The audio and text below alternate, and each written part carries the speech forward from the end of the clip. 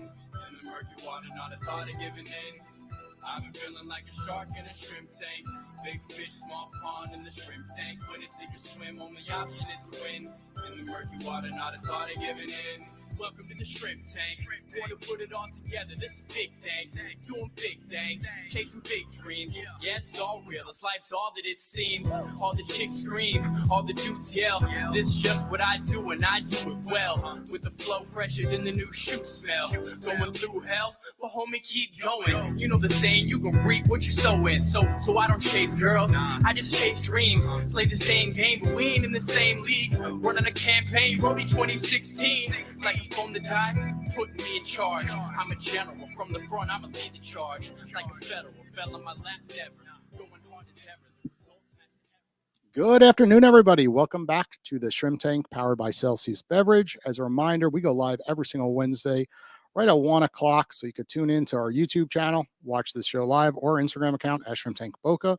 And of course, get to see what our podcast guests are all about week in and week out. This is the podcast where we find the do's and don'ts of running a business. And every week I come to you with some of my co-hosts from the FAU Adams Center for Entrepreneurship, and nowadays the FAU Tech Runway. We got Jessica Beaver back in the Shrimp Tank studio. She had a great episode a couple of weeks ago, and now she's got the itch to be a recurring co-host with me, it sounds like. You just can't keep me away, can you? I guess not. So, we talk a lot about the Adams Center, but what's hot over at Tech Runway right now?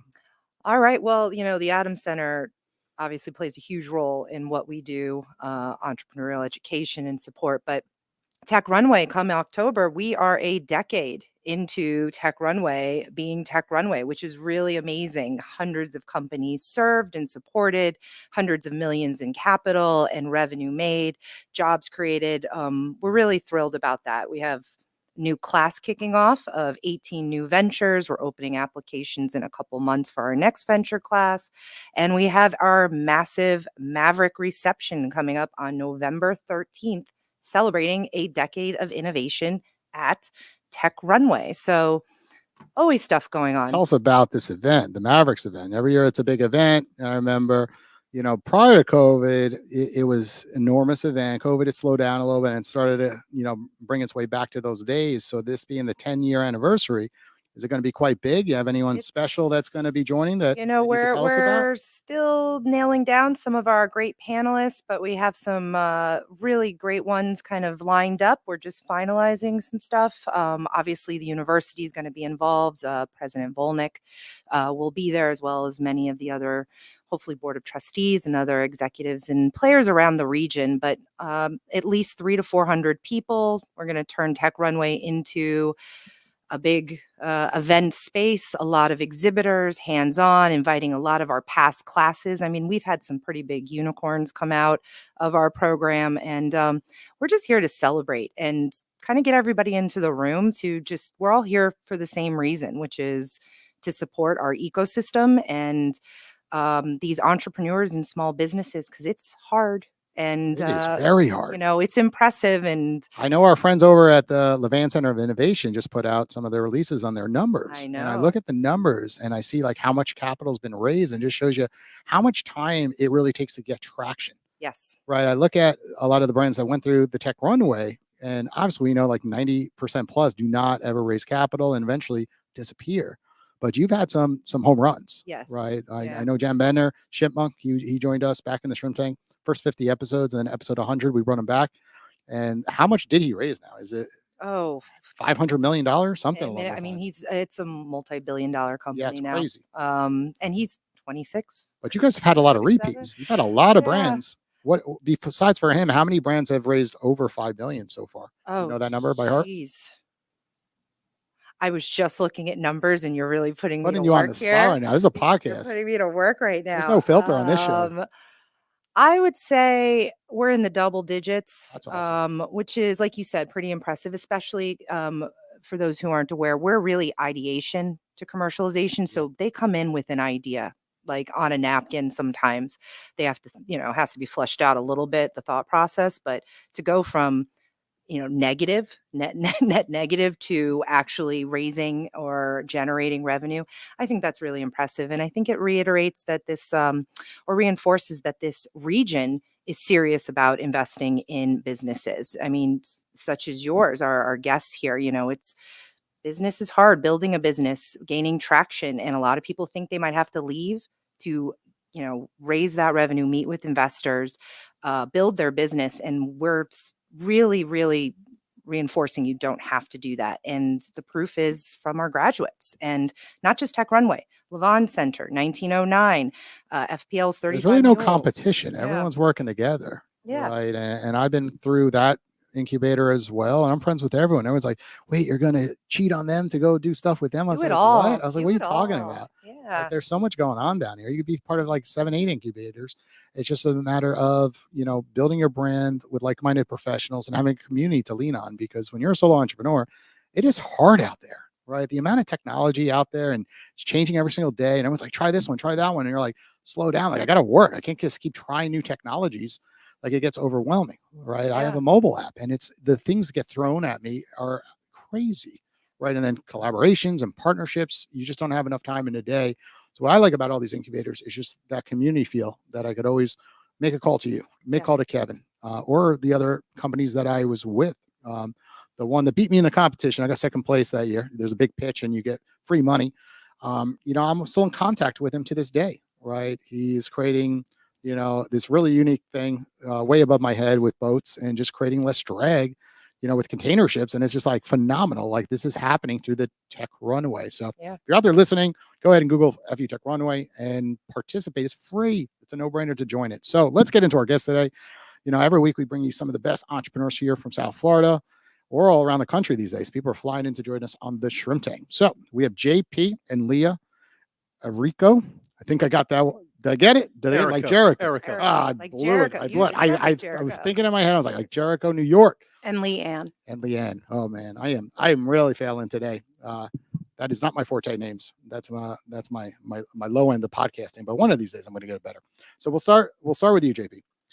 Tell us about your brand, and then we're going to shift. Okay. Yeah, so my brand is really in the medtech space, neuromodulation. We've developed a non-invasive vagus nerve stimulator, which is kind of tech jargon for activating the rest, digest, and restore mode of your brain. The goal is to treat a variety of different problems that people have, starting with stress, also including sleep, and helping them sort of, believe it or not, think more clearly and become actually a smarter person. I realize that sounds like Star Trek kind of stuff, but we've been doing some pretty amazing work with DARPA. That's the Defense Advanced Research Projects Agency, and the U.S. military. And they've shown that when people use this technology we've developed, they actually learn faster. They remember things more clearly. They recall it and utilize it more effectively, and literally become smarter. So you're telling me I'm going to get names right in the future? I think if you start stimming, you will. Yeah. Okay. Jessica, this is right up your alley. No, this is, I mean, that's why I was really excited to be invited to be the co-host, because we're talking, business and entrepreneurship and sleep and, stress and whatnot. And this is so relevant. So even just what you touched on, like a good night's sleep and, being able to focus and lower your stress levels, it's a game changer. So it is a big time game changer. Yeah. So really excited to be here. Great. We are too. And Leigh Ann? Yes. So I'm Leigh Ann Errico, and I'm the CEO and founder of LAeRRICO Partners. We're a leadership coaching firm. So we work with executives, we work with teams, we work with people on their health and wellness and on how to be an overall more effective leader.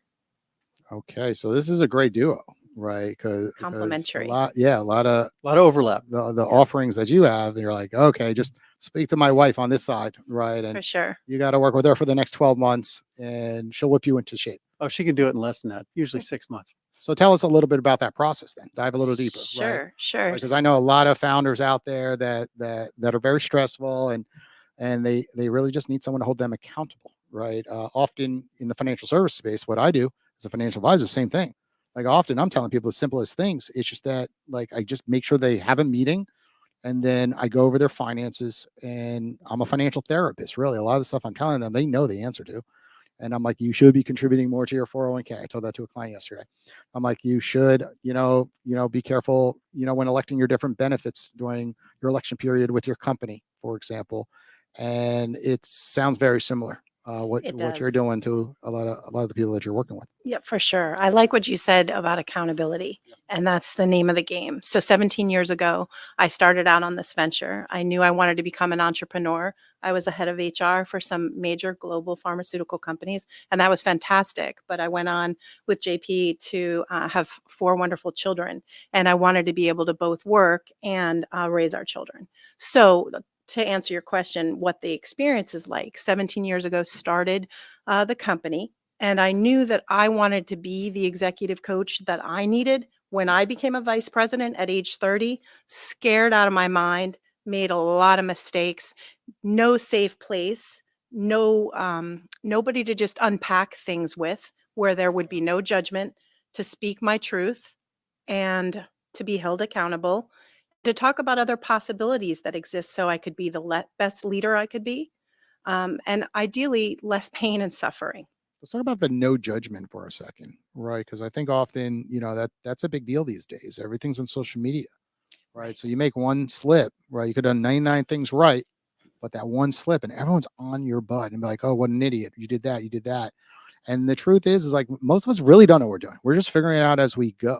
Right? I saw a quote this afternoon on TikTok that was all about that. It's like most of us, that are running businesses, we're like, we really don't know what's really happening behind the scenes. We're just like we're figuring it out day in and day out, especially with AI changing everything today and social media changing everything today. But talk about Sure. judgment for a second, because I know that impacts all of us. Absolutely. As human beings, we really are judgment machines. Judge, judge, judge all day long. It's hardwired into us. And that was one of the number one things I learned when I went to Georgetown University to become an executive coach is we need to leave our judgment at the door and just be open and create the safe place for our clients. Now, you're right. In this world, the judgment is everywhere and there's a lot of mistakes being made. The world is moving at the speed of light. Yeah. The biggest thing, though, to remember is to stop and think. Take a breath. Don't do anything that you're going to hopefully not regret. Think of everything as it could end up on the front page in the newspaper with a quote from you. So, what you're saying, how you're behaving, how you're treating other human beings is huge. So both create a non-judgment space, but also stop and think about how you're behaving and what you're contributing to a situation. How do you get people to actually do that though? Right? Because I see this as a common theme where people know better the next day, but in the moment, like we all do stupid things, right? I've sent, a message where I'm like, I shouldn't have sent that. Or yesterday I was on a developer call and I was unhappy with the performance of one of the people, on the Zoom, and we had a one-on meeting, and I was like, come on, like, don't you care like I care? Like, what's going on here? Sure. Like, we have a big update coming out. Let's put all our focus on this. Like, why is this being overlooked? So like, how do you teach that, where that people can actually not judge immediately? Because like, let's face it, you have a bad waiter, right? You're like, you're calling the manager over, right? Like Right. it's happening everywhere. It could happen in the parking lot, right? So it's like, Sure. how do we really practice that? Well, that's a great segue to JP, and I'll tee it up that what we want to do is avoid an amygdala hijack, the amygdala being this. a part of our brain. And so JP and his invention and everything he teaches will help people, and it certainly has helped many of my leaders. So JP, do you want to talk to that? Yeah, sure. So the term that Leigh Ann was referring to, amygdala hijack, is a function of cortisol release. I think we've all heard of cortisol. It's a stress hormone. It's actually a pretty complicated pathway as to how it gets released from your adrenal glands. But when you get that release, the effect on your central nervous system is literally to prevent you from thinking clearly. It activates the emotional defensive threat response mode in your brain, and you become aggressive and you become confrontational.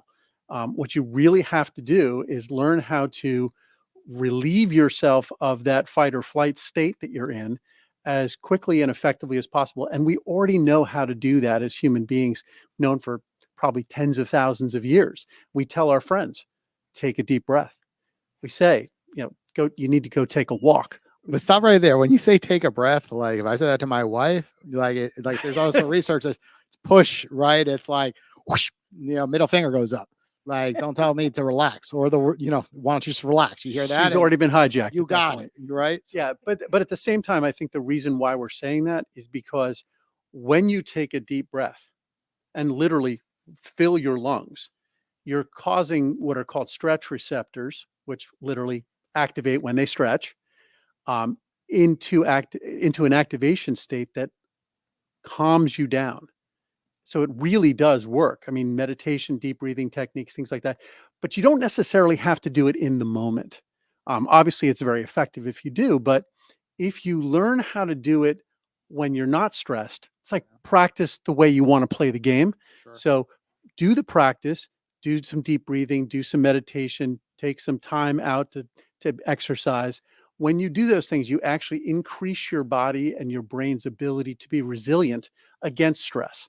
So one of the things that we're trying to teach, whether they be executives or individuals who are having issues, is that if you take the time out of your day to prepare, then when the time comes that you're confronted with that stress, it's going to be a lot easier to manage. It's a lot of valid points, and I also take it on like the Mondays. You have a long weekend, and you come to work. You're in a stressful mode. You didn't get enough sleep the night before because you're still staying up late on Saturdays and Sundays.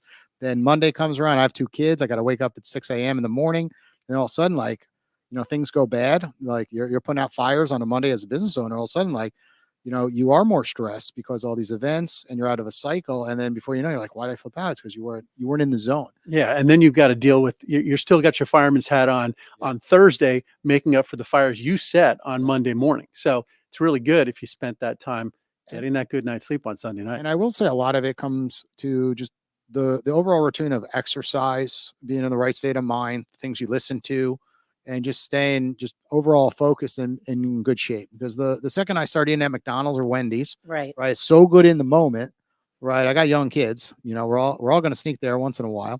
But all of a sudden you feel like 2-3 pounds heavier. You don't feel good about yourself. And then that's where a lot of this stuff takes place. All of a sudden, like somebody says something and you get fired off versus like when you're in a good routine. Like I go swimming every morning and I get in my car, listen to music, and I'm just like in a good zone versus, that Monday morning where like you're kind of thrown off. Does that and make sense?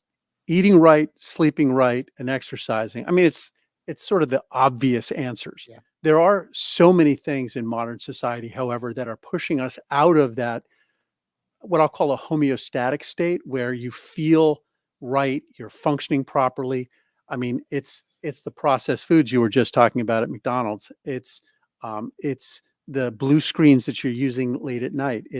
We're in an election cycle right now, so everybody in the media is trying to hit your emotional buttons to get you, to retreat into an echo chamber where you're only listening to your own ideas. But even then, they're presenting them in a way that just enrages you. So turn the TV off. Do something with your kids or your wife that's, sort of maybe a little old fashioned even, but it gets you out of that state, get your rest. There are other things that we've developed that are technology based that can help you get into that state. But, let me turn it back to Leigh Ann and say, in your coaching, I know that because obviously we're married and we've come up with some of these things together. But when you coach somebody, you bring other people in to talk about diet, to talk about exercise, to talk about heart rate variability, to talk about these various different things because of how important it is if you're an executive to be able to do that. And not just for your own personal life, but also for how you're going to be a good leader and how your decision making is going to be. So talk about a little bit about how you sort of design that into your program. Sure. Thank you. Well, when we have an executive coaching engagement, one thing I've realized over 17 years is it's going to be more interesting if it's more than one person. So I like to think of the engagement as episodes. And if there's 20 episodes of coaching over a 6-month period, I want to make sure for sure that we're talking about what's going on the inside of you as a leader, your inner game. And that is going to channel back to what we talked about with the food you're eating, how well you're sleeping, if you're moving. That's really important. So I like to bring in experts who are going to talk about your diet and your exercise, etc. I also like to bring in various different speakers. If you say, have a struggle with, maybe you've heard this term, imposter syndrome, especially with some of your entrepreneurs, they get stage fright. Oh my gosh, are people going to figure me out? I'm not really as good as everybody thinks I am. That's a real thing. And we've got tons of research in our firm. I've got a lot of scientists who've worked on this, how to overcome that with your self-talk. So I bring in a guest speaker on that who's done deep research, who's a published author in that space. So we really try to meet the client where he or she is. And a big component of it is on how you're managing your autonomic nervous system, where JP comes in as a speaker. Jessica, I'm going to ask you a little bit about the incubator at Tech Runway for a moment, because Okay. often everything is so focused about raising capital, raising capital. Yeah. And often like this entire conversation, comes into play sometimes when there's a guest speaker, but I feel like this has to be talked about more in entrepreneurship, because I look at like my best weeks of work. It's when I'm in a good zone, when I'm in a Yeah. good state of mind. I'm like, holy crap. Like in the last 40 to 60 hours of working, I got more done in the last month because I just felt in the zone, right? And like, talk to us about like the incubator a little bit and kind of this topic in general, I guess, Sure. because how often people overlook it, I guess, as a new founder. Well, I mean, just kind of going back to the stress and the judgment, the first thing that came in my head or my mind was sometimes it's not the external. Like, I'm my own worst critic. I am in my head. And you mentioned imposter syndrome. I understand that. I get it. I've felt that in my career before, and it's internal. And a lot of these factors, the health, your exercise, the food, the meditation, you're training your brain, you're training your body and the way you react. So, from an entrepreneurial standpoint, you have individuals that come in that have been doing this, either they've been executives themselves and just like you, they see something and they go, I can do this. I want to create something on my own. And a lot of times they come in and they've had that experience. So they're able to deal a little bit better with the stress and the expectations.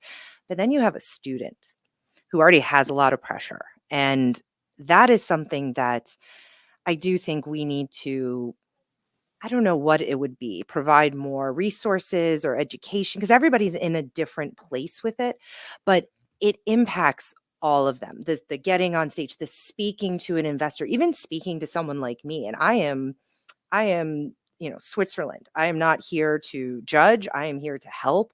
And the amount of times I've had to sit someone down and go, you can just call me. I'm really not going to tell you did something wrong. It's not my business. Literally not my business.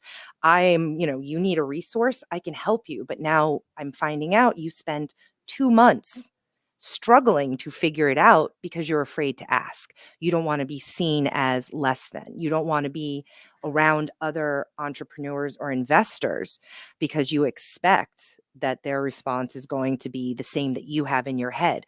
Oh, you're not good enough. Why are you standing in front of me? And I'm like, 99% of the time, that's not the response. These individuals are going, I'm not ready to invest in you yet, but you are so close and you should do this.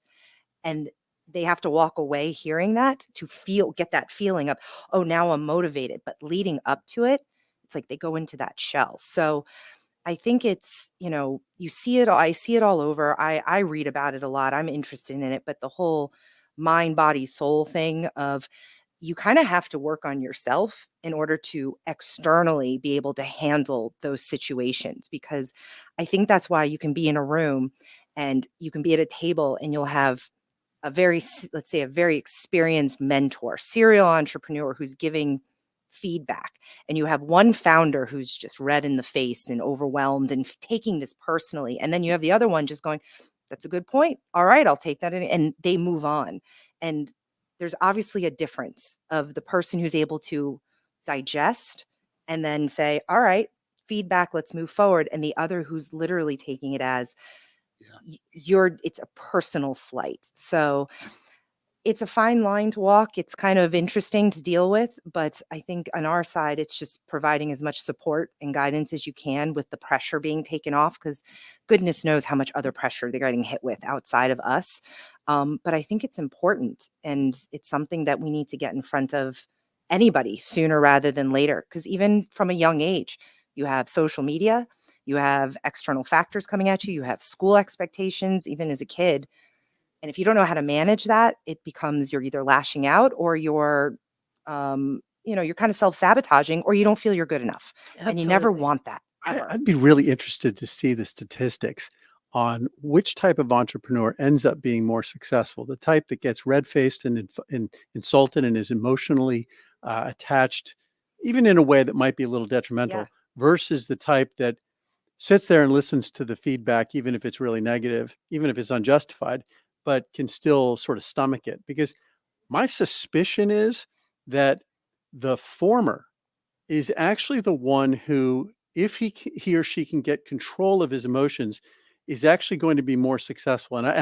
There's a I kind of agree with you. well, Yeah. there's a funny anecdote that or a story that I like to share with people, because I've been through all of that. I mean, I've raised a few $100 million into startups. I've had some that are successful and some that aren't.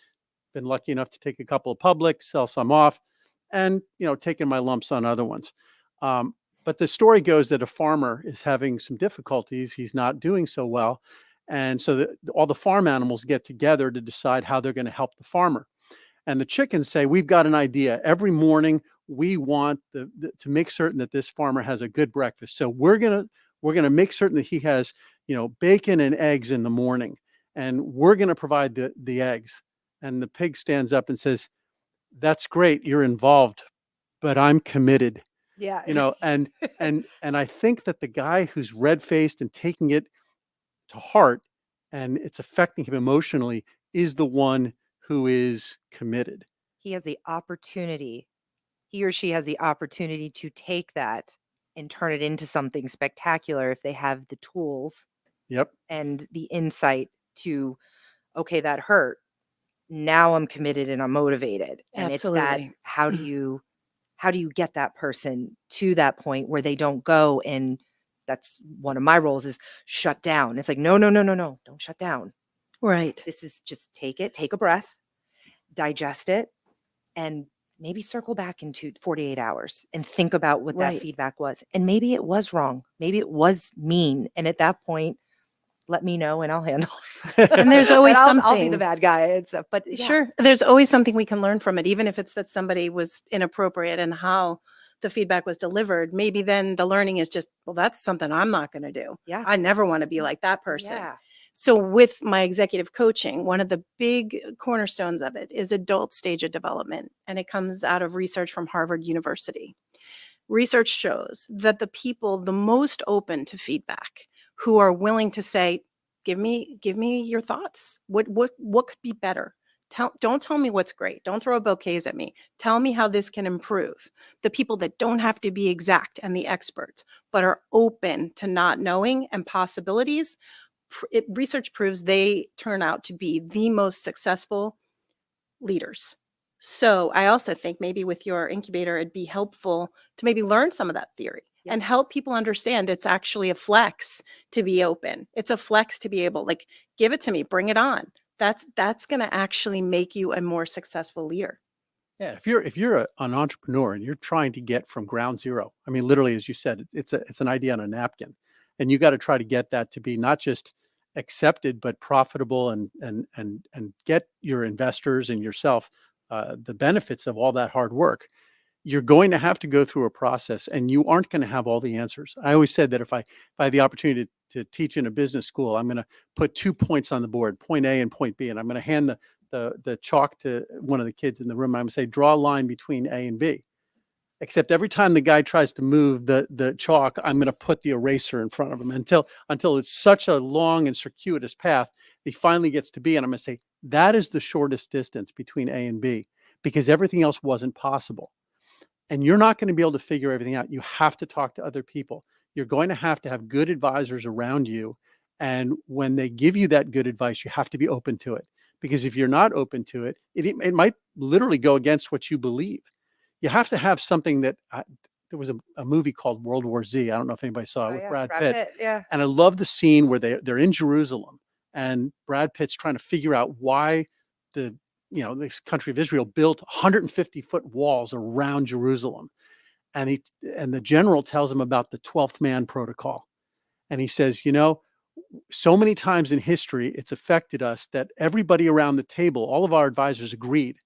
So now we've reached the conclusion that if 11 people in the room all agree, the 12th man has a moral obligation to disagree and to fight as zealously as possible to prove us wrong, because we must be blind to something. If everybody's seeing Everybody's seeing it. everybody's seeing it. I remember we had a meeting, and I was running the meeting, and I had a good idea in the middle of the meeting, and I sort of blurted it out, and it just stopped everybody. Everybody just sort of stopped and sat and looked at me like, that's a really good idea. And I said, okay, now I'm nervous, because if everybody just thinks that's a good idea, I want somebody to tell me why. Tell me the reasons why this isn't a good idea. You got to have that ability to take that feedback and even look for it. Yeah. And Leigh Ann, like you mentioned, you bring in multiple experts Yes. and whatnot. In our program, and many programs down here, we do team-based mentoring specifically for that. That's Different great. experts, but also different voices.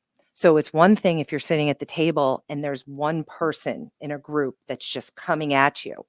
And I'm not saying, advice-wise, feedback, et cetera. But if you have 4 or 5 that are all different voices and all different expertise and all different whatever, and they're all either backing this up or giving different viewpoints or whatnot, all you can do is just take it in and, take it, run with it, or be that 12th man and go, thank you for that info. Not interested. I'm actually completely against it. And I'm the owner of the company and I can make that choice. Absolutely. But having multiple voices sometimes can help and can, For sure. either reinforce or everyone saying the same thing. Yes. Yeah. And when I'm coaching someone, one of the first meetings I have is, okay, who are your advisors? Who are your peeps? Who's in your tribe? Who do you trust? Who do you meet with regularly? And so often busy leaders say, I don't have time to meet with anyone. I lost touch. And then what do you know? The leader wants to reach out when he or she needs a job. But that's not really having relationships and advisory or maintaining your network. Or a advisor who is in, like, they're holding hands. So that person is telling them what they want to hear because they're kind of doing Sure. it together. So I think that's a really great point, just to bring it up right away and go, who's in your corner right now For sure. and who's missing? And yeah. Who's missing? And you bring More up a often than very not, valid someone's point. missing. Sometimes people are too close to you, too close to your brand. So they're cheerleaders the whole time. They're Like, committed. I have that with Al all the time. Yeah. And I'm like, but I'm getting a biased view from the group of people that are in Yeah. love with the platform, and they're not telling me the full truth. So I love when new people come on, right? Because then they show me things on the onboarding experience, what they would change, or like their first experience on calls on the Owl app. So I completely agree with you. You just need outsiders and even different generations. Like I was part of the FU Tech Runway. I had different types of mentors, right? So I'm seeing it from all different lenses. Someone who's, in their 20s as an entrepreneur giving me advice, all the way up to someone that's 70 years old, right? Giving me advice because they might look at it from a holistic standpoint, right? And not so much about the product itself, but saying, hey, like when you grow this thing, you're going to have to really, understand like the bigger picture. What happens if you raise a lot of capital and you want to go public? Like just things that are way different on larger scales. And this, once you're the CEO, like you could have one tweet and then you could really screw up the whole company. For right? sure. We've seen this many times where the board says, sorry, you got to go, right? Over a sentence. We saw that a lot during COVID. Sure. Right? So Yeah, I bet. Yeah, it's funny. I actually learned this lesson watching my son play basketball, and his coach was actually an FAU player a few years back, and he said, "There's a difference between friends and teammates. Friends tell you what they think you want to hear. Yeah. Teammates are going to tell you what you need to hear." And I've sort of intuitively understood that throughout my career, but hearing it verbalized in such a great way. He said, listen, if I'm a teammate with you, yeah, I'll lay down in traffic for you, but I'm only going to do that if you're making sure that everybody's parking brake is on. Okay. If you're out there, pouring nitro in everybody's fuel tank, I'm not going to lie down in traffic. Yeah. So you got to make certain that the people you have yourself surrounded with, as you said, are going to give you not just good advice, but the advice you don't want to hear. I agree. And sometimes I've been that person. I'm a brutally honest person often. And people have come to me, they've sat right in my office and they said, what do you think about this idea? And I've been that 12th person. Yeah. I've walked in and I was like, absolutely hate it. I go, just like the market's too saturated. I was like, it's going to be too hard to go direct to consumer. And they're like, what do you mean? But I asked 10 other people. They all said it was a great idea. I was like, it's not a bad idea. Mom. I'm just saying, like, getting it to the market, right? Like I'll use an example as a mobile app, right? Like getting a mobile app to the market today is so complex. 99% of people who have gone through FAT or Runway who've tried to create a mobile app for the actual core business itself, not Starbucks, then in having a mobile app to help, make an easier journey to get a coffee. We're talking like the app is the business, right? Or the community. It's like they all fail, right? And the number one reason, simple, is money. Right off the bat, money costs so much darn money to create an app and then to keep it alive while you're marketing the thing, right? And marketing to consumers is very, very hard. So often people come to my office like, hey, I got this great idea for a mobile app. I'm like, don't do it, right? I just don't think you're in the position financially to do that. I'm a financial advisor. So I'm seeing it from both lenses, right? One as a product owner, but also from the financial aspects, like, do you have capital ready? Like, do you have relationships that would write you a check for $1 million to $4 million? Because most of these apps, even at $500,000, you ain't, good luck. That's getting you only so much distance, maybe for development, but then you need a marketing budget. You need employees, right? It's very, very difficult. So I have a question for both of you, because this is really great. We're talking about the medical side, the internal, the mental health, the physical, et cetera, the coaching, and bringing in the experts. Do you find that there is a difference when it comes to, I hate to bring up gender, but men and women in regards to internal and the chemical, reactions and whatnot, and then imposter syndrome and working as women as leaders versus men? And I know this can be a polarizing topic, but I just have to ask it, because I know in my experience versus a colleague of mine, we might have the same journey, or same pathway, but our journeys are completely different in how we react and how we handle things. And I'm just curious to see if there's noticed anything like that. Yeah. From my perspective, with imposter syndrome, I see that both men and women have it, but more women admit it. It really takes a special kind of man to be vulnerable enough to say, hey, I've got this. Can you help me? Usually they'll admit it, but maybe it's going to take longer, whereas women will call it out very quickly. Yeah, I just add to that I think it's sort of a Venn diagram, if you will. Yeah, there's a lot of overlap. You probably have just a slightly larger group of women who experience the physiological problems. One of the things that we spend a lot of time talking about is the parallels between the psychology of how people show up at the business world and the physiological problems that they're experiencing with their bodies, whether they be pain problems, migraines, joint pains, endometrial pain, things like that, as well as, allergies. And there's a host of different conditions that are generally considered by medicine to be different, but in fact show up together so frequently that it really begs the question, is there a common underlying problem? And what we found in the research that I've been doing over the last decade is that people who have the physiological problems oftentimes have as a driver underneath it physiological problems, but that the medications that are being used to treat them are only masking the symptoms. They're not treating the underlying problem. And so what we've done is actually identify now what the underlying problem is. And I think it's something that's very popular right now with integrative medicine, functional medicine, people going to outside of traditional Western medicine to try to find solutions for these chronic problems. Heard recently some politicians talking about the epidemic of chronic problems, chronic medical conditions. I think we've identified that there's just a couple of different underlying root cause problems.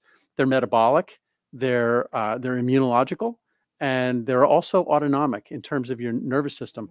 And so what we've identified is that if you can get down to that root cause level and treat that, then you'll find that it's much easier to solve both the physiological and the psychological problems that exist.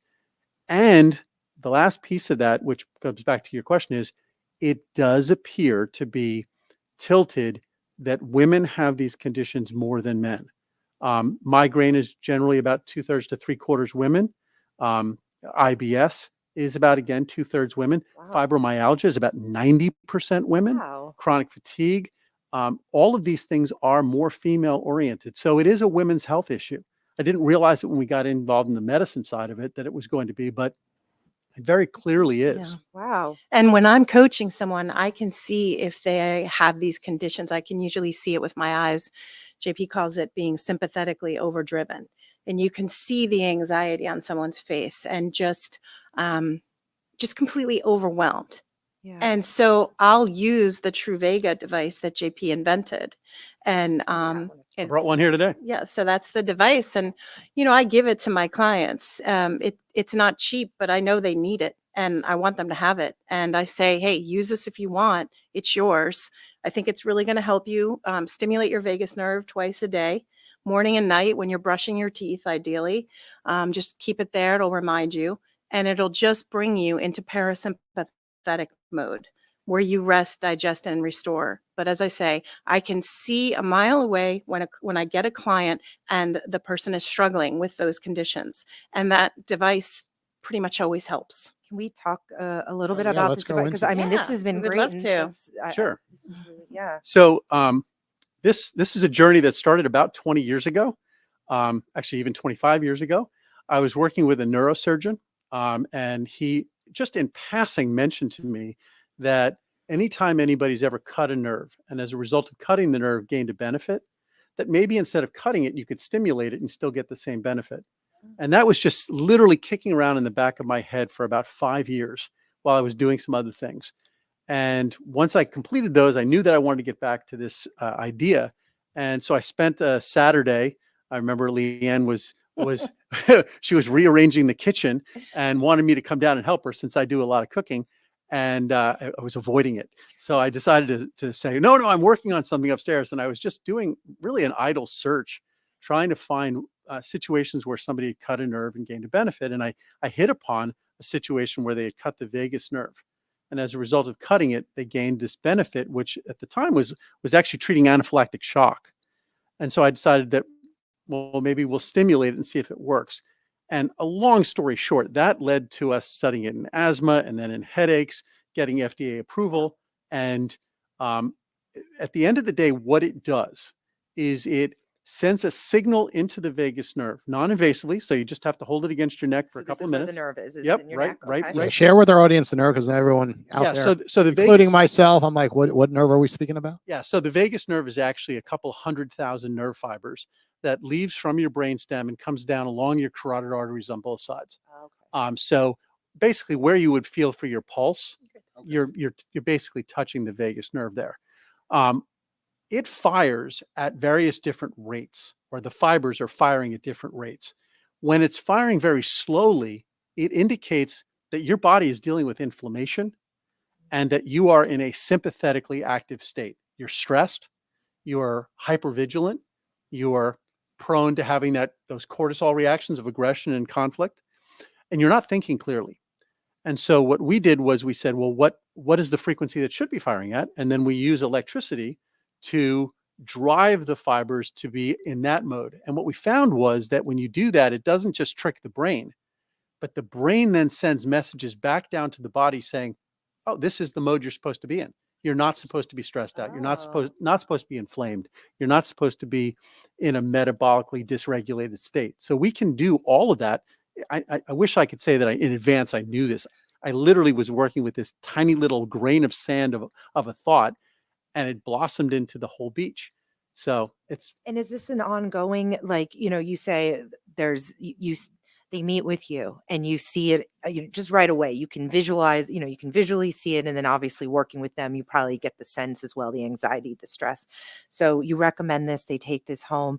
Is this something that's a forever? Like you said, twice a day. It's not a Yes. let's solve the problem. It's a let's get you, to neutral and keep you there in that constant state. This is a forever, twice a day kind of thing. for about 80% of the people, it is something that they're just prone to. And as a result, they need to use this Interesting. regularly. And it might actually be a lower number than that, but modern society is driving them. So, Sure. so Oh, to the yeah. extent that they're susceptible to what modern society is doing, yes, they're going I to. mean, blue screens. Absolutely. And when I get a client and the person is suffering and in pain, dealing with an event, maybe it's suffering a loss, maybe it's divorce, maybe it's loss of job. I say, make sure you absolutely use this twice a day, even more, maybe leave it on your desk. And whenever you think of it, just use it.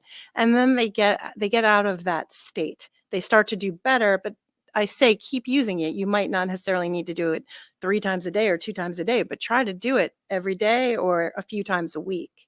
But just try to get them through the crisis. Oh, that sounds great. And how much is it? The version we brought today is a trial device. It lasts for about 4 to 5 months. It's just under $300. If you use it and you like it, there's a permanent version that's just under $500, and it will last forever. Forever. And what's too many times? Like I could see people getting many- addicted. is it too So I'm many just times? asking, Just like, driving. is it like someone's like, okay, I'm driving, let me put that on Hours a Probably day. shouldn't use it while you're Like, driving. I'm just, You in have all to have it. seriousness, because Yeah, the answer is overused products all the the time. answer is that the original version of vagus nerve stimulation was an implanted device that is still sold. It's used to treat epilepsy. It also has an approval to treat refractory depression. It's very expensive, and you have to go through surgery. Sure. But those are on 300 times a day. So what we found was you don't need that. You don't need that at all. It's an artifact of the animal studies that they did originally. It's just not necessary. But what we found is that there is no overdosing of it. Okay. It's like taking a deep breath or doing yoga. Is there too much deep breathing? Not really. Probably not. And you don't need a doctor's letter to get this right. It's It's right over it's- through a website. It's a wellness Okay. product. You can buy it on truvega.com. That's TRUVAGA.com. Nice. But I want to, it's not just treating people who are overstressed or treating them because they've got sleep problems or things like that. What the work that I'm fascinated by and I'm spending a lot of time on is on its ability to change how you think. And that's, and not just emotionally, but literally cognitively, how well you can learn something. And this is where the work that's being done by the military is so I got to fascinating. throw a joke in here though. Oh, go ahead. Like every female's giving it to their boyfriend or husband right now. They're like, oh, that works for that. Makes our men think. You know. You know, what is it? What's that saying? If a tree falls in the forest and there's nobody around, is it still the guy's fault? I think you or have is. to use it 300 times a day if you're a guy. You need to up the voltage, right? Usually my wife doesn't get 47 minutes into this episode. We're good. No, but the military has been doing this work now for about the last 8 or 9 years. And what they've shown is, and I mentioned this before, that they can teach a person a new foreign language. For example, at the CIA Foreign Language School, the Defense Language Department, they can teach a person a new language anywhere from 25 to 40% faster. Wow. And these are high performing Wow. people. That's, I mean, This is just one of several, some of which I can't even talk about, but the number of different applications for this cognitively, I'm talking about people who are, in college right here on campus studying for finals. If you're looking to go to college and you're taking the SATs and you want to make certain that you're going to, when you're studying, you're going to be really super focused and you're going to learn what you need to learn so that you can do well on the test. This device can help. well, Stim. I think it's Currently, I just go to Starbucks. yeah. Well, I think it's a great point though you're bringing up is, we initially started this, you describing it based on, it's a solution to something. Somebody's stressed, anxiety, they're suffering a loss. There's something that they need this to just get them back to being, I'm going to say neutral. And if not, changing their way of thinking. But like you bring up, this isn't just a solution to something. It could be something that's incorporated just in your day to day or week to week, just to keep you, you Top up of your to game. top of your game. It's not, there doesn't have to be a problem to purchase this or a reason to purchase. Like I Correct. have X wrong and I need to, It's a wellness this is device. a wellness device. You want to that be can well. yeah. So that's good. That's a good reminder for Yeah, everybody one of the watching too. Yeah. Yeah, thank one of you the for things bringing that up. that Leigh Ann's firm is doing is, and I've been collaborating on, is a program called Survive to Thrive, which That's what I is, was reading about, and that's what I want to hear about. This is great. and it basically follows 6 modules. And I'll let Leigh Ann take the lead on this. But basically, what we did was we looked at it from a standpoint of, in nature, when an animal is threatened, it goes through 4 stages. It goes through the fight stage. So it stands its ground and tries to fight back. Then it's flight. It runs away. The next is what's called freeze. So it literally just, literally tries to pretend like it's not there. And the final is fawning, where it just literally rolls over and plays dead.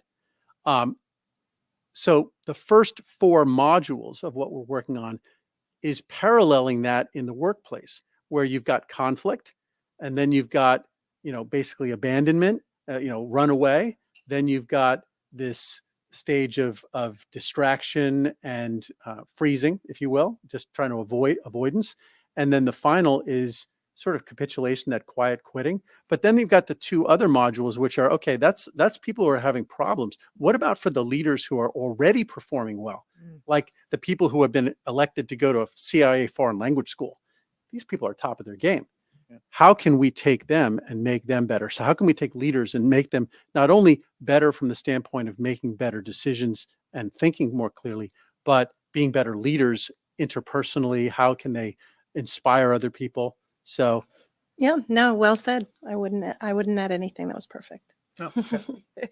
No, it's great that your program thinks about that. Like, the first 4 are, there's those 4 steps, but then, like you said, there are those leaders that maybe just need a little extra, but they're not at the starting point. So it's Right. nice that it's well-rounded and almost kind of like a customizable or choose your adventure. If you could come here, like you would work For with you sure. and probably be inserted somewhere based on that program. Yeah, and people need it right now. People have never been more stressed out in the workplace. They're expected to do the work of 3, 4 Oh, yeah. people. People quit, and then you can't backfill the opportunity because we're in tough times economically.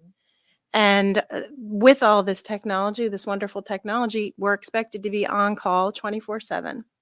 So people really need to understand and have some hacks and some protocols on how to lead your best life and how to manage everything that's coming at you. So, Leigh Ann, is this these modules, is this in person? Is this an online thing? Like, how would somebody, if they were interested in learning more and what's the commitment is, Sure. can you explain a little bit about that? Absolutely. For It's me super too. flexible. Yeah, for sure. So we can do, if leaders are having some kind of retreat off-site or on-site, off-site, where they want to do something, mix it up a little bit, not just talk about business goals, but also help the leaders be better. We can come in and we can do this for a full day, a half day, 2 hours. We can even give you the executive summary in an hour. We can do it in person. We can do it on a Zoom call. We can do what we call a hybrid, where some people are on the line and maybe around the world, and some people are right in the same room. We can do anything. That's one good thing about technology. That's great. No, that's great, because that opens it up to a lot more people. Sure. Nothing wrong with having to be in person, but if this was located in Washington and I lived here, I'm not going to search you out or take your course, but if it's available Yes. in any format, that's, People in very Washington appealing. need it. They do. They need it badly in Washington. Maybe that's why I said it, right? Well, I mean, it used to be that wellness was, okay, we're going to give you a Fitbit and we're going to have a contest in the office. Who got the most steps? Oh, And yeah. that was kind of cute and fun. And that was a trend, what was that, 10, 20 years ago? But now people are realizing this stress is literally killing me. I'm getting diseases from how incredibly stressed I am. So this is no more cute little programs. We've got to get real about this. And if we really care about our people and the success of our company, we need to get to the root causes. So that's where we're really proud with what we've built. So with the you mentioned, you can customize the modules. If this was just a standard class, what is the normal time frame without you coming in and saying, I'm going to create a 1 day or a weekend kind of program? If somebody just said, I want to sign up as an individual and go through this process. What would you say, JP? Yeah. So I would say to really cover it in depth in a concise way, it's about 2 hours. Okay. If you want to include some exercises, especially if there's a group, and take questions and interact with people, then it's usually about 4 hours. It's a lot to digest, though, in one setting. So that's why Leigh Ann has the offering for sort of the people who can spend a whole day on a retreat where they might be spending half that time talking about business. They can split it up into 4 or 6 different pieces and hit that in half-hour to hour-long sessions during the day. Or add the Q&A and add the Right. interaction, and that's great. And Yeah. we actually also have a program that's a 6-week program that I've developed that's really more focused on the physiological. That is a companion that you can offer to everybody in your business.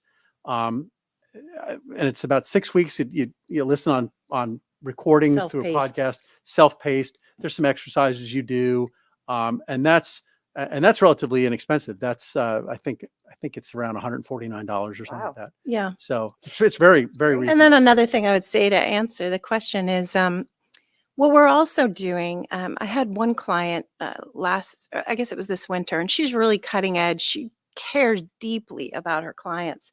She had a ton of business to conduct over 3 days, but she wanted to also infuse some of this, let's call it survive to thrive content. So what we did was during breaks, we had yoga stretches, we did breathing, we did some meditations.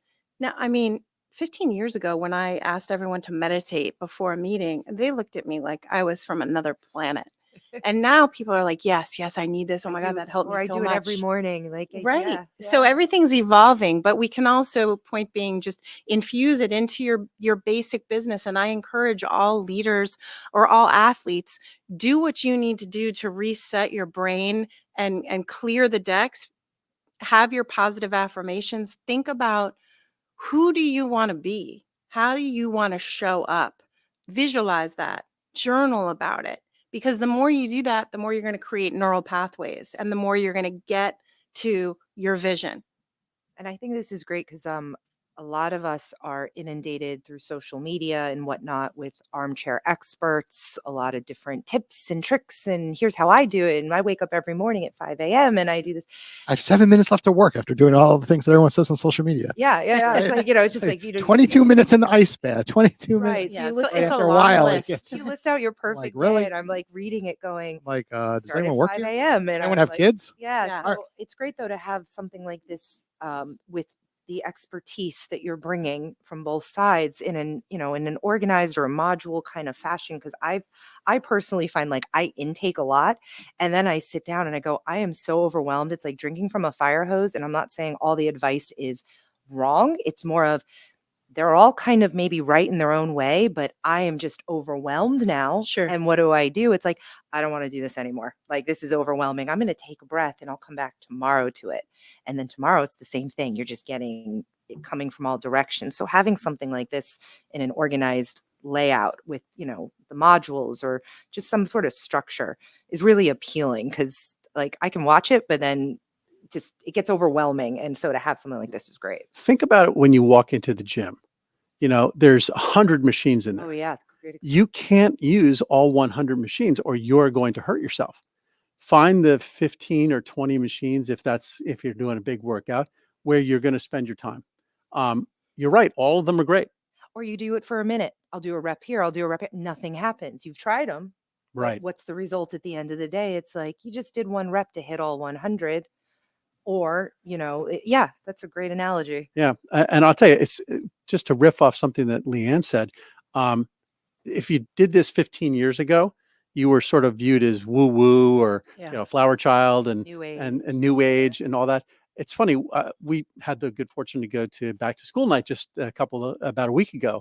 And one of the teachers at the school that my kids go to was talking about the fact that she spends the first, and it's not the first teacher to have said this, but she said they spend the first 2 or 3 minutes in class, first putting the phones down and then taking some deep breaths, closing their eyes, getting centered, taking the deep breaths, grounding themselves, and then they start their lesson.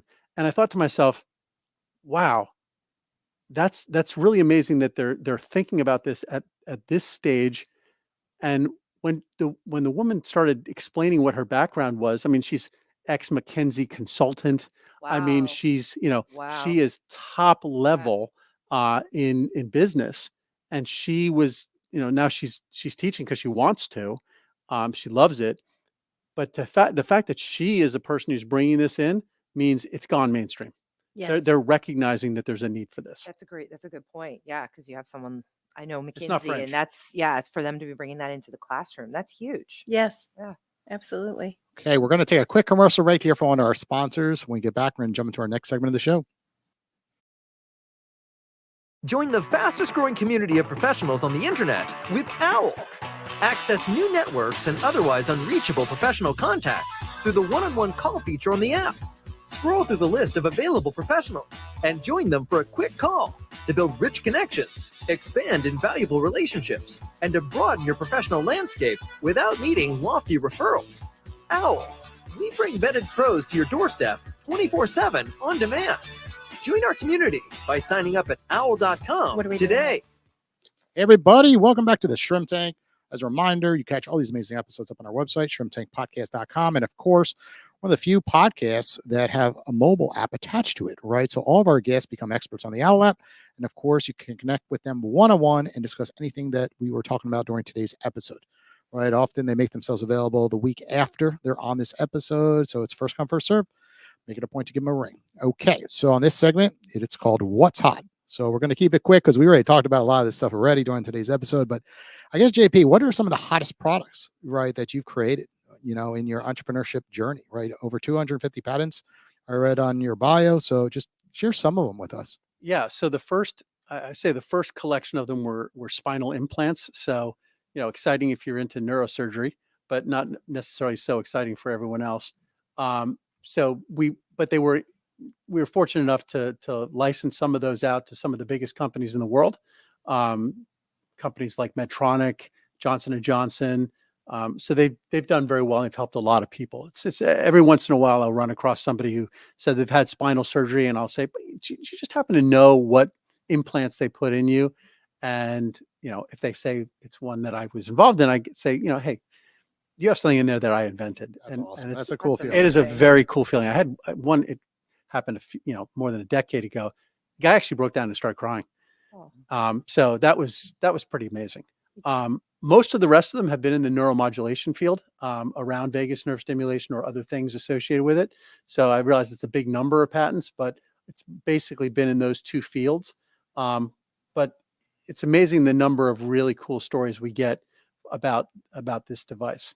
It's been pretty remarkable, and it's actually hit home for our own family, because we have a daughter who's been using it regularly now for the last coming up on 7 years, and some of those cognitive benefits I was telling you about, can't tell in an N of one, Yeah. but it's pretty remarkable how she's responded to it. It's an awesome feeling as life-changing. an entrepreneur, right? Often a lot of entrepreneurs start for the money, and then eventually, the successful ones do it for the passion, right? But, it takes time to learn that, right? Often, obviously you need money to survive. So in the early days, you'll take anything that you can make a dollar on, right? No matter what occupation there is. But that's why we do see a lot of people shifting jobs so quickly these days. They want to be happy. They want to go to work and enjoy, the atmosphere that they're in. And then eventually, not only that, but enjoy like day to day, like have that passion behind it.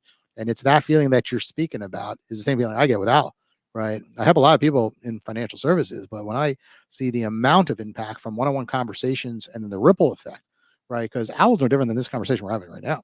Like you'd be doing it right on Owl, and that person tries this product, and all of a sudden, like, oh my God, I'm not having headaches anymore, right? And just now they could think again, right?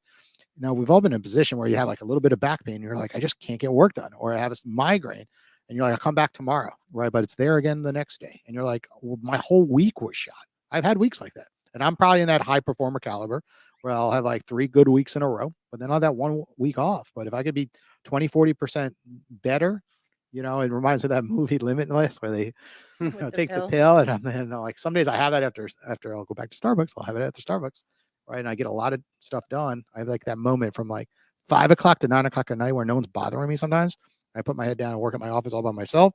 No one's bothering me on emails, calling typically, and I just I get it done. So I found, very briefly, that, and maybe this was a function of being in my 30s or late 30s at the time, I could work for about 85 to 90 hours a week. If I worked any more than that, I could do it, but I would invariably end up getting sick. Ooh. And so what you want to do is, if you're that entrepreneur who's that passionate, figure out what your limits are, because nobody's superhuman. Nobody's got an S on his chest. So, Yeah, figure out, absolutely, figure especially out, medically wise. yeah, so you're just Right. going to end up being more effective because if every four weeks you're bedridden, Of course. you're losing time. Especially when people end up staying late out at night, like their sleeping habits, right? I see it all the time. And I was like that in my 20s. Like I would just have excuses like, no, I'm different. I could drink, 12 beers and 4 vodka sodas and Red Bull and vodka and like get up and go to work on Monday. No, you can't. Right. You stay up till 5 in the morning when you're usually getting up at 8 a.m. in the morning. Like all of a sudden, like you're gonna get sick and you think you're unstoppable, but it's just not true. Like, you look, I mean, I'm in a fortunate position. I speak to a lot of my clients who are in their 60s, 70s, 80s, and 90s. So they give me advice, right? I listen so much as their financial therapist and I pick on the patterns. Like, you have a healthy individual and then one day, like they have a heart attack, right? Or healthy individual 1 second and then they're on 6 medications, and I've learned that. Like my wife had thyroid cancer when she was like 30 years old and twice. And I had testicular cancer, right? A year and a half ago. Like I just one day, like went to the doctor, I'm like, something doesn't feel right. Right. And I can't track it back to maybe it was the apartment me and my wife were in New York City. It's old power plant. I don't know. Or maybe it was that McDonald's that I used to eat. All I know is the future I'm going to change. Right now, I'm making sure that I play pickleball a few times a week and I stay healthy doing that. It's a sport I enjoy. It helps me network along the way. And then I go swimming every morning, right? I'm not perfect. I don't do the ice baths, the journaling, but at least I'm doing a decent amount of stuff to improve. And I'm always looking for things to improve on. Cut the sugar. Yeah. Cut the sugar. So it's interesting you say that because the hardest thing I ever did was cut it out on my Starbucks. So I'm a Starbucks fan. I got addicted somewhere after, my second child and I never drank coffee in my life. And then in my 30s, I started, right? Second one, I couldn't sleep. I had to work. I got addicted. And then it was addicted with a lot of sugar, right? Well, a lot of the foams have a lot of sugar in it. And for the first time 3-4 months ago, I literally stopped getting sugar in my coffee. Very hard to do. Does not taste the same. Starbucks is not as good. She's even nodding her head like, ugh, gross. I don't like Starbucks to begin with. But that's It's like the big it's shift. expensive. it's expensive. It's You burned. know how much sugar is in a Starbucks? Like one of those frothy Terrible. drinks. It's the equivalent. I mean, I'm not kidding. It's the equivalent of like 17 or 18 teaspoons of sugar. So imagine yeah. taking a 16-ounce glass of anything and putting 17 or 18 teaspoons of sugar in there. I mean, that's just can't be good for you. And it's not. It's demonstrably bad, and it can lead to some pretty awful things, not just being overweight. It can lead to cancer. Yeah.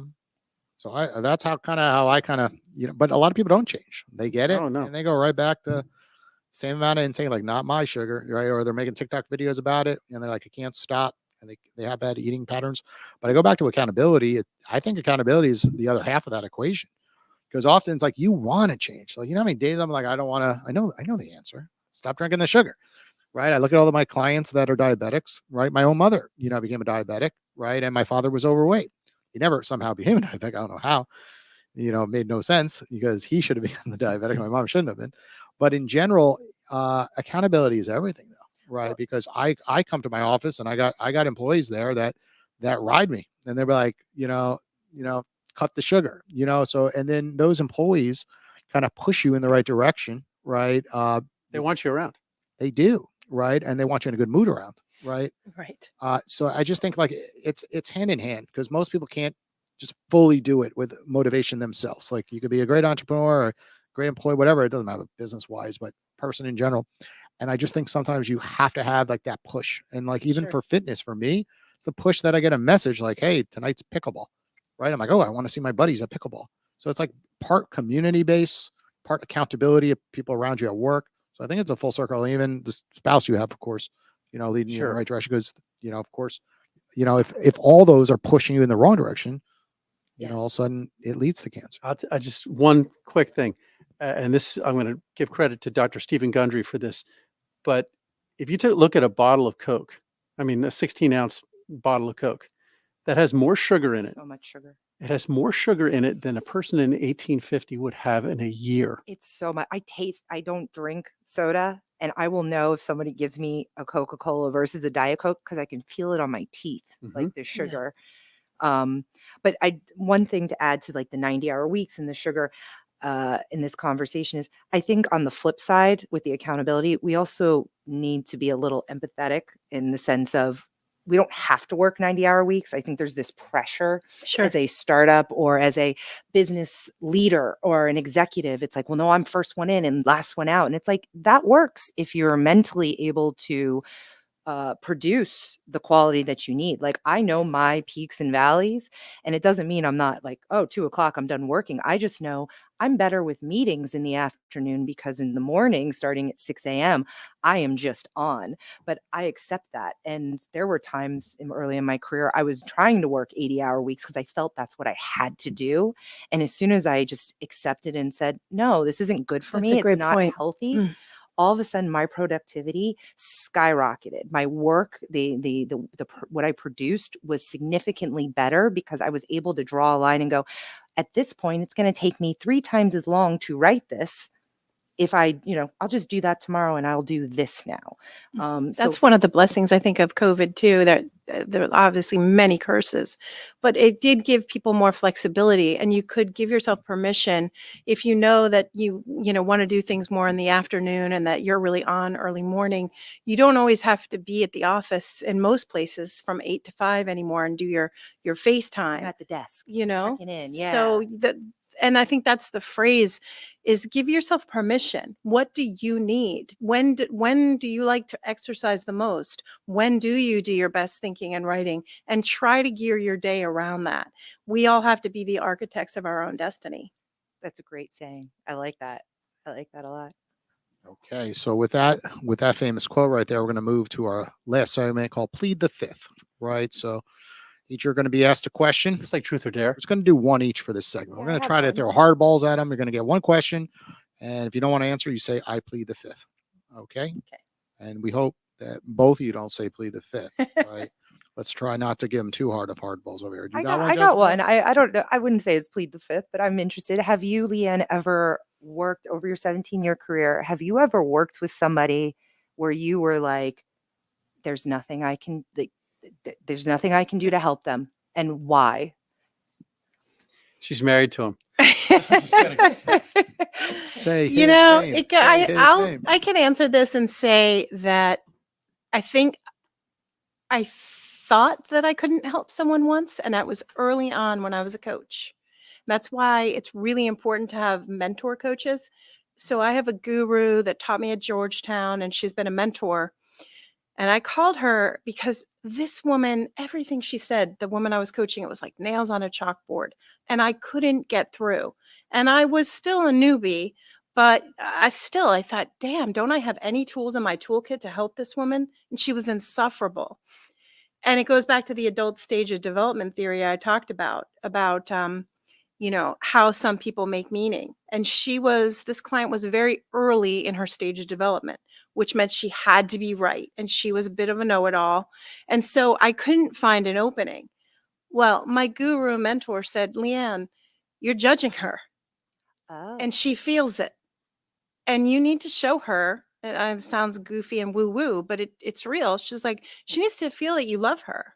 She's That on the you're there for defense. her. Yeah, she's And on that, yeah. you want to help her. You want her to be successful. She's feeling your energy. And once I got that reboot and that reset, it was all good. That's amazing. That's why you need mentors. Mentoring at any stage is good, everybody.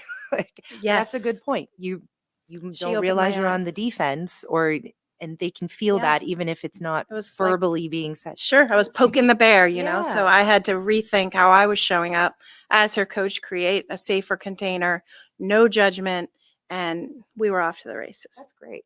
Okay, JP, my turn. The final question of the show. It's a lot of internet gurus out there. So I'm sure you've seen them online, and one in particular, you just like, it gets on your nerves because you don't believe the content he is putting out or she is putting out. Name that guru, and we're talking specific more to Tell us your field. why. It sounds And dangerous. why? I Right? don't You know got about a that. lot of people in your space that Be careful. that have very big followings. Like Sure. And- Mark Hyman and Peter Tia and Huberman. So the answer is or plead all the of them. No, I'm not going to plead the fifth. I think all of them have varying degrees of content that's good, most of them have a lane in which they work in. So, for example, Mark Hyman's all about diet. Yeah. Peter T is a lot about exercise. Huberman's pretty broad, and he talks about neuroscience because he's a neuroscientist. Yeah. I think that each one of them, when they get out of, in this case, his lane, they start to lose credibility because this is not an area that they know. So I think there is, however, and I'm blanking on the guy's name, so I feel like I'm pleading the fifth, but I'm not. I think he's pleading the fifth, Jessica. gotta No, be but He careful. subconsciously. He's puts like, the name oh, I'm out there. forgetting the name. No, I'll look it up and I'll put it online. Use that device; it will make you remember. Yeah, Come on. exactly. But listen, there's a lot of money that's being poured into the food and sugar industry. I mean, listen, we're in Florida. Big sugar's big down here. Yeah. There's a lot of money that gets poured into it. So there's a lot of misinformation out there. So I think that this guy keeps posting things that half the time it's right, but anytime it's about sugar or meat, he's like totally opposed to it. And I think there's a lot of politics that's involved with those things. So I would say he's a brand ambassador affiliate for one of these might other be. brands. I'm just Probably on their saying, payroll. Yeah. there's a lot of people out there who are anti-meat, and it's fine if you're that way because of ethical reasons, but don't try to wrap it up in the fact that there's somehow it's bad for you. Yeah.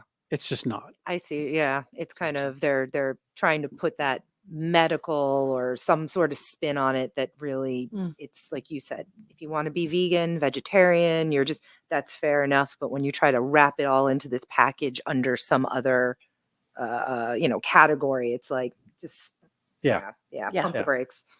Okay, well, thanks for joining us here on the Shrimp Tank Thank today. For our you. audience listening, Thank you for having they us. want to get in touch with each of you. What are the best routes?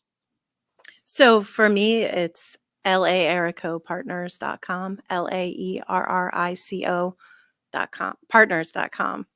Yeah, and for me, it's jperrico.com. Awesome. Well, thanks again for joining us. Everyone listening, we'll be next Wednesday right around 1 o'clock. Take care. Thank you. I've been feeling like a shark in a shrimp tank. Big fish, small pond in the